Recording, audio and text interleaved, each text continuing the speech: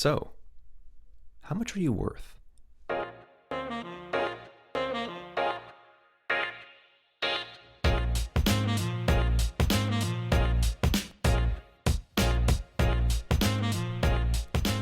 Hello there, and welcome back to Drat Veterinary Podcast. I am Dr. Alfred Tam, and today I am going to talk about money. I mentioned last episode that money is going to be a common topic of discussion, so let's dive right into the root of all evil. Today's episode is broken into two parts. The first one is evaluating your worth. This is obviously a discussion about veterinarians, how much they are getting paid, and how much I feel we are worth. But these things are compatible with all jobs and careers. Number two is discussing where your money is going. So kind of our spending and where I feel things should go. All right, so let's move on to part one, evaluating your worth, or knowing your value as a member of society. Now, the veterinarians listening obviously have a level of self-awareness and self-worth that kind of comes into play with a type A personality and perfectionists like many of us in this field. So I'm not really going to introduce anything new, I don't think, but let's reinforce what you already know and see if I might be able to spark some further discussion and thought. The ways I list worth in an occupation are the following. Now, some of these towards the end aren't really considered initially, which is unfortunate, and to a certain point and to some companies don't have any effect. But I personally find them extremely important, sometimes more important than the first few. So here's my list of factors that determine your monetary worth in business. Number one, your degree or your diploma. If you require prerequisites for obtaining a job, that should add the most value to your career. These are your master's, doctorates, medical degree that should absolutely increase your value. What's a bachelor's nowadays? A veterinary degree, for example, requires at least 4 years depending on your country, as some require that 4-year bachelor, and this qualifies us to legally perform a variety of practices no one else can do without this degree. If only you can do it, you're going to be valuable. Well, depending on the next quality, which is 2, supply and demand. Business 101, right? If the world needs you, you're going to have a job. If there is a short supply and a high demand, cost is going to go up. Right now, early 2020, the supply for vets is extremely high. All right, there's a national shortage, as well as vet nurses too, and the demand is higher than ever. So this is the reason for the recent boost in our overall worth as vets in the last, I would say, 3 to 5 years. Depending on how high the ratio of supply and demand is, all the other factors may not even matter, as evidenced by current events in the veterinary field, and I'll go into this later with some examples. Number 3 is experience. No matter what field you're in, the more knowledge and time you've put into a certain skill, the more value you're going to have. Even a child actor, though their time is limited, they're still an actor and they gain valuable experience of their art and the industry as they roughly and intensely transition out of their niche. A veterinarian who's been out for 5 years will statistically have seen more cases, practiced various levels of medicine, and perform more surgery than a fresh vet out for 5 months. Let's be careful on this here because, as my last episode discussed, experience can be tricky because if your medicine is outdated, that can be a problem. We're solely talking about monetary value in today's episode, but having bad medical practices with even years of experience could put a damper on your hiring. Number 4. So those are the top 3 that I think make up the majority of your income. As for these last couple, it's things that definitely add value, and although may not completely determine your income for some, I think it can decide whether or not you get a raise or continue working at your job. So number 4 is personality and work ethic. Are you easy to work with? Do you make others around you better and create a positive environment? Having a solid work relationship with your colleagues can make worlds of difference in how you perform and the numbers you generate for your business. Many of us veterinarians are on a production-based salary, which means the more money we make for the hospital, the more money we get. If we have little complaints and quarrels with our team, and we allow for good leadership that generates efficient work, you're going to maximize on your production. I believe this positivity should definitely add value to your income. Now, there are companies and businesses that don't see it this way, so this point's going to for sure have opposing opinions. But I'd argue that the quality of having people want you to stick around is extremely valuable and allows for job security. Being liked will also make it easier to negotiate a higher salary. Number 5 is location. San Francisco general practitioners are currently getting paid a minimum of $120,000 a year with production. This includes new graduate vets. All right, there are many who are starting at $150,000 to $175,000. Elsewhere in the U.S., you'd get a solid offer for $90,000 a year. Okay, location will really dictate how much you're going to make. Of course, there are expense factors, which I'll cover in the next part of this episode, but there can be a difference in nearly 100% of your income just based on where you're practicing. So that's 5 factors that dictate how much you're going to make. The last one will lead up to round up my whole discussion on the value in our fields. This last one, for some reason, can be the biggest game changer and is one I personally get very emotional on, because I've seen colleagues whom I love and respect so much not maximize this factor. So bear with me if I start to get a little riled up. The last factor is awareness of your worth and negotiation skills. You know, as many San Francisco vets are getting paid $160,000 a year, some vets in San Francisco have not rechecked the current market and are settling for $85,000 to $90,000 with the exact same credentials and level of work. So before I move on, I must acknowledge that this is all business. Money is an absolutely tricky and toxic necessity, and it can really bring the worst in people. As close as we may be in how personal we are with our boss or corporate hierarchy, this is a business. They are ultimately looking out for themselves and their family, and is absolutely okay and absolutely justified. There are many people who will look out for you, and they'll do their best to make sure you get what you deserve, but there are also many people who will not. Do not bank on the former. Again, this is a business, and people are going to look out for themselves, which is what we also need to do. There's a way to do this gracefully and respectfully while maintaining great rapport with your superiors. So first, it's important to know your market.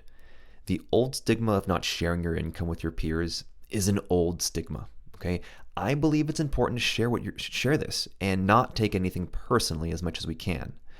I recently moved into a new field in veterinary medicine, and my colleagues are making more than me, and I completely understand why.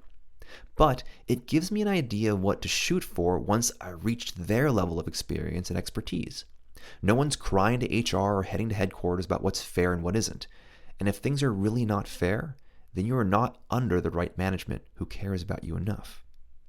So if you find out your market and evaluate your qualities, your degree, your experience, your supply and demand, and you find that you're underpaid, then ask for a raise.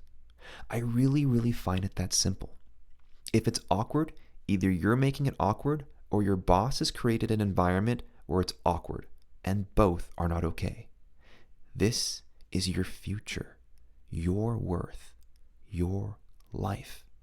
Take control of it and get what you deserve. If not, look at the supply and demand of our current times and get a job in the next town. I guarantee they're looking to hire right now, as of early 2020. Asking for a raise is understandable, or it should be. Everyone needs money, and everyone wants more of it. Worst case is your boss says no. Best case is they say yes. And the middle ground is either there's a negotiation for your offer, or they go over a reasonable plan that can lead you to make more, setting some expectations for both parties. So we figured out your worth and we want that raise. How do we go about it? I am no negotiation expert, so take my tips with a grain of salt, and I recommend reading up on some books to get a good idea of how to best negotiate with the personality you have.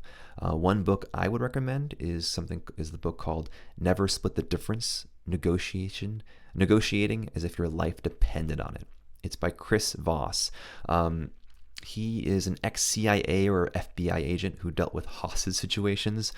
Obviously very intense, but he does dive well into negotiations for salary specifically. So some points can be very extreme, at least for my personality, but it gives you really great insight into negotiating with examples of hostage situations, which is incredibly fun to listen to. Heck, this is the sponsor for the first sponsor for this episode. Check it out on Audible, which is what I used. What I will say about negotiating is that it's easier if the person you're negotiating with likes you. And that goes back to how great you are to work with and your overall presence in the hospital. Now, as I said before, there is a nationwide shortage of veterinarians. We have a lot of control of the situation, and I don't think it's fair to twist our bosses' arms and back them into a corner, because again, they have to look out for themselves as well. But this is a huge card in our deck. Sometimes just letting them know, hey, Universe Pet Care down the street is offering $100,000 to their vet. Can we discuss my current salary and see how we can work towards that number?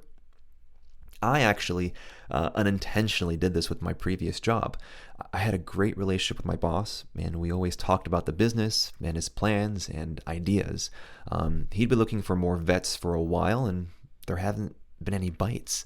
So I started doing some research because I was already planning on moving to where I am now, and I found out his competitors were offering over 20% more than what he was. So I told him this, and he genuinely had no idea. The very next week, he decided to give all the doctors a raise to match that salary, and he updated his job postings. So sometimes it could be that simple. So that's my discussion on what we're worth.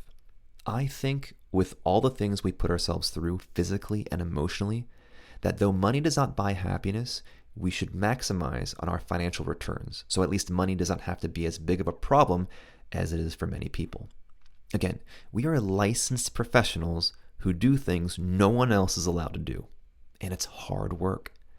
Many of us have unfathomable amount of student loans. I can't pronounce that word, to pay off. Okay, we have a lot of loans to pay off, and we also have a life to live in the present and the future. So, with all that being said, let's talk about where our money is going. Part 2, money allocations. Another note of discretion, I'm not a financial advisor. So take this with a grain of salt and really go see a professional who can give you personal advice with your personal assets. I hope my discussion can spark some interest to do so, though. Now, one of our biggest payments for most of us is going to be rent or mortgage. If you're living at home with your parents or live somewhere where housing is not your highest monthly cost, then good for you. If it's not your highest monthly cost due to other financial obligations, such as credit card loans, I advise you figure that out as soon as possible and get it solved. I want to say that rent for Americans, especially in a middle to upper middle class area, is around $800 to $2,000 a month, depending on location and housing status. So you might be sharing rent with a significant other or roommates, or you might be having a 2-bedroom by yourself in California. So the next payment after rent, I'm going to go over kind of food and shopping. All right, we're very social creatures, and many of us love to go out and eat, or just eat. We also have guilty pleasures such as buying clothes, electronics, accessories, or traveling. These guys together can make up a pretty hefty sum, and in certain months can collectively be higher, or the highest payment on your account. Then you have your utility, your car, your phone bill, internet bills, and your monthly subscriptions, and those are all added into the mix. All right, so about student loans. My generation of veterinarians are averaging $200,000 to $350,000 in debt.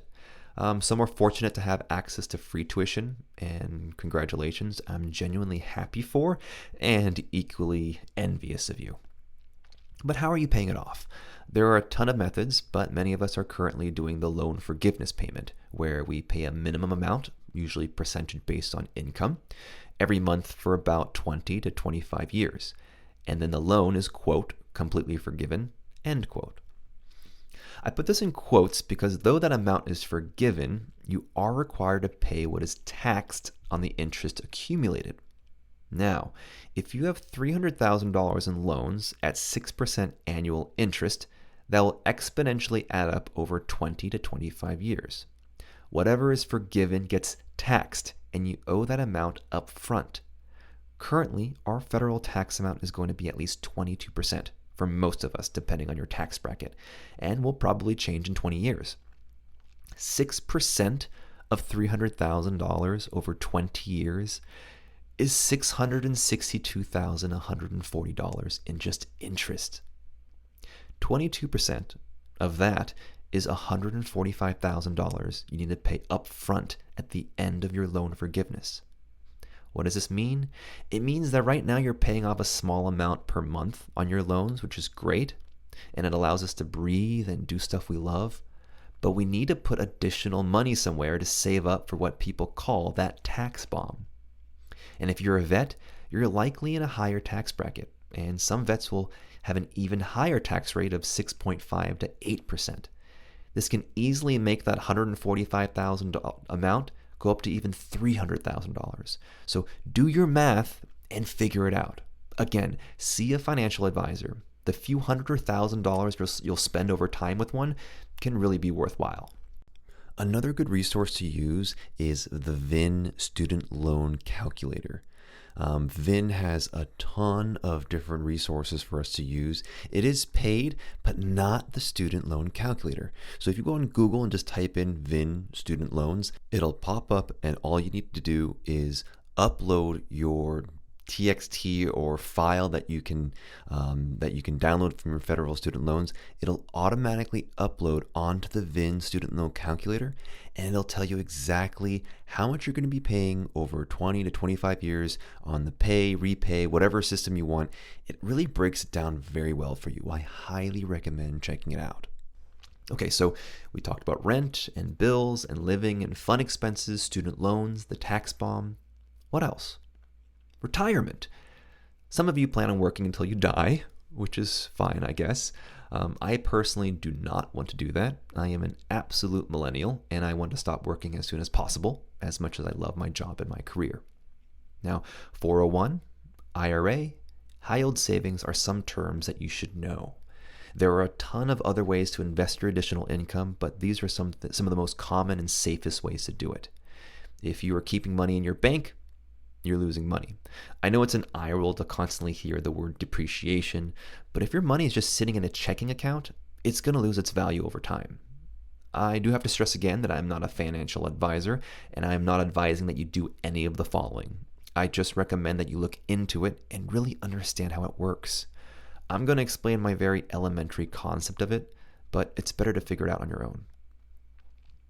Depending on your work, you should be getting some level of retirement compensation. Try to work it into your contract. This means is that you put money into a plan filed under your work. Usually 401 is the most common. With smaller businesses, they usually do something like a simple IRA. And your job often matches a certain percentage of what you put in or your income. So it's free money. This plan is invested into the economy under companies or categories of either your personal choosing, or you can let someone decide and invest it for you depending on how aggressive you want to be. Check out Prudential.com. Investing always comes with a level of risk. Okay? However, retirement portfolios are designed for minimal risk and lower return rates. So when I say aggressive, I mean you can choose to put them into companies that have super high return rates like 10 to 12% per year. But they can also fluctuate more than those who have a consistent history of, let's say, 2 to 4% a year. Okay? In addition to a work retirement plan, I would also recommend looking into a personal retirement or IRA. And IRA stands for Individual Retirement Account. Traditional and Roth IRAs are the most commonly discussed. Again, very similar concept to 401, but you won't have anyone putting additional funds. This will be your money. All of these, including 401s, have a cap or a maximum of how much you could put in every year. So it's important that you diversify your investments. It's not typically smart to put all your eggs into one basket. All right, one extreme example is Bitcoin. In late 2017, so like 2 years ago, Bitcoin went up in $20,000 per share. People spent hundreds of thousands of dollars investing in this stock as it skyrocketed. And 1 year later, at the end of 2018, it went down to $3,000. It's a little bit better now, but that's just an example of how crazy one stock company can go. Obviously, there are people who invested in Amazon or Apple 20 some years ago and now they're filthy, disgustingly rich, but we can't read the future, and that's the risk we play with stock. If you want to play it safe, check out what's called mutual funds. You've probably heard of S&P 500. These are portfolios that consist of hundreds of different companies that your money is divided into. So the investment company you work into, they'll research best performing companies and constantly change what's in this investment. For example, if you put $1,000 towards an S&P, that $1,000 is going to be distributed into companies like Apple, Amazon, Microsoft, Johnson & Johnson. And so essentially, you can see it as you've invested in the entire economy. It could be global, or it can also just be the American economy. It's really, there's so many different portfolios for you to choose from. So statistically, okay, the last 12 years from 2008 into 2019, we've seen an annual average return of 12.86%. What does this mean?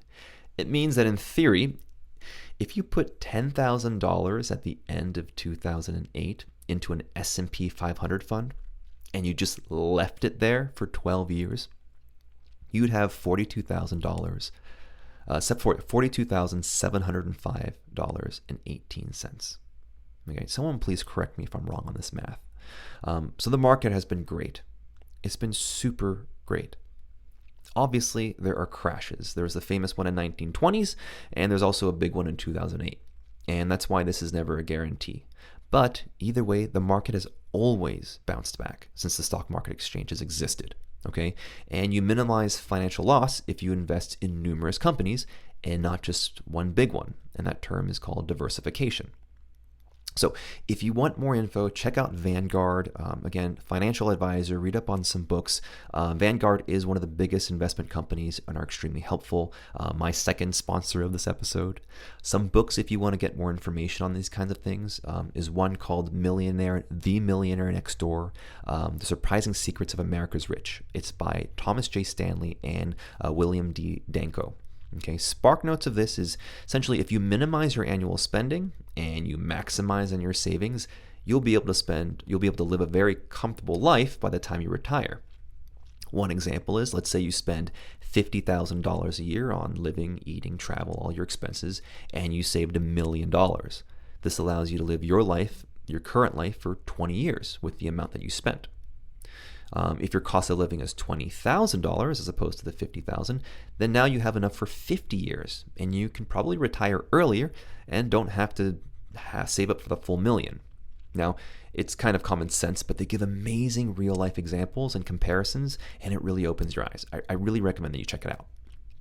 The next book is called The Little Book of Common Sense Investing: The Only Ways to Guarantee Your Fair Share of Stock Market Returns. And this is by John C. Bogle. Okay, he's the founder of Vanguard. All right, there are many updated editions. It's a really, really good look into mutual fund investments. I also really recommend it. All right, there's more modern approaches to financing. This one includes popular books like Rich Dad, Poor Dad by Robert T. Kiyosaki and I Will Teach You to Be Rich by Ramit Sethi. They're much less dry on information and they're a little bit more entertaining because they have very good energy, but there is a little bit more bias and directness with how they want you to invest and be. So take that with a few grains of salt, but still really, really good reads. Personally, I also put some money into a high-yield savings account.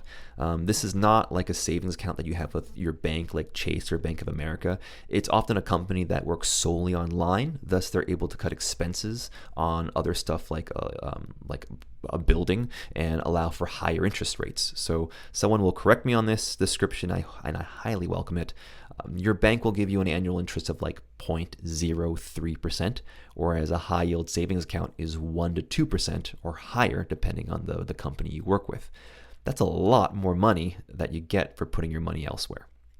So look more into it before you bite the bullet. Again, I'm not a professional. It's called a high yield savings account.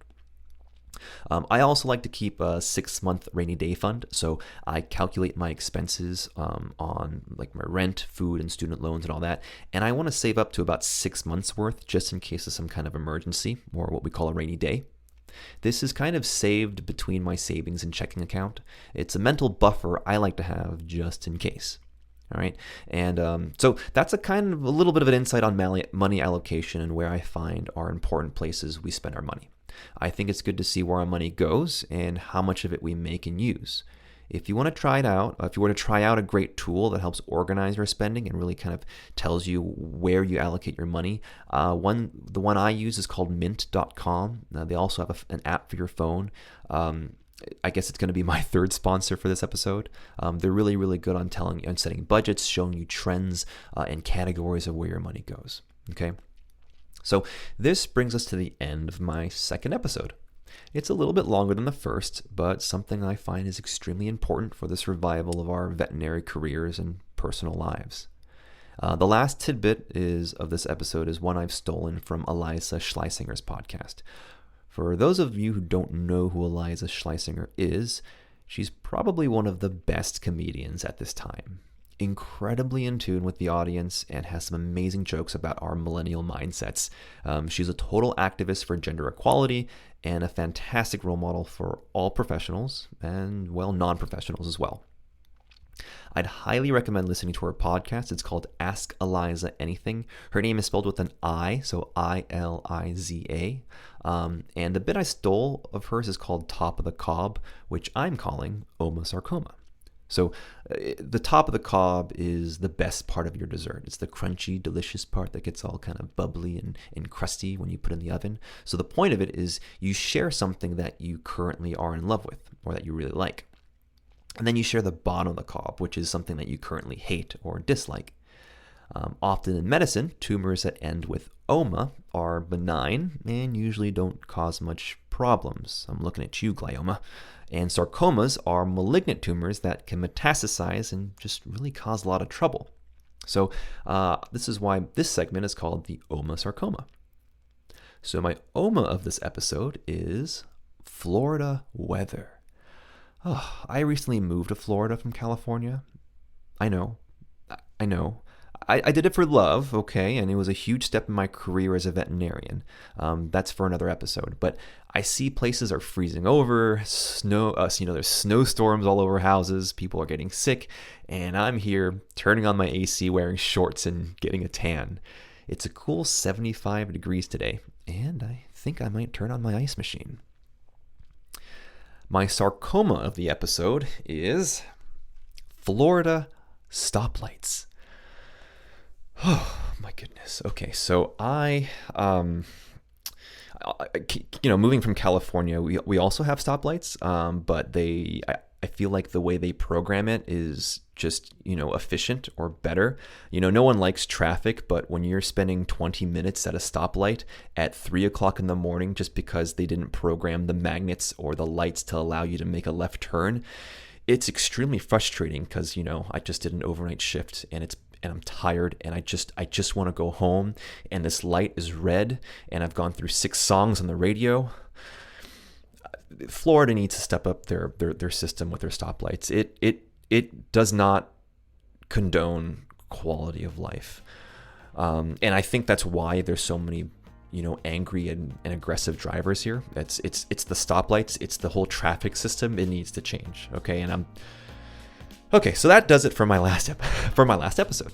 Thank you all so much for listening. I hope I was able to strike some interest or reinforce what you're doing is right. So go find your worth, make that money, and retire comfortably. Okay? All right, thanks again. Until next time.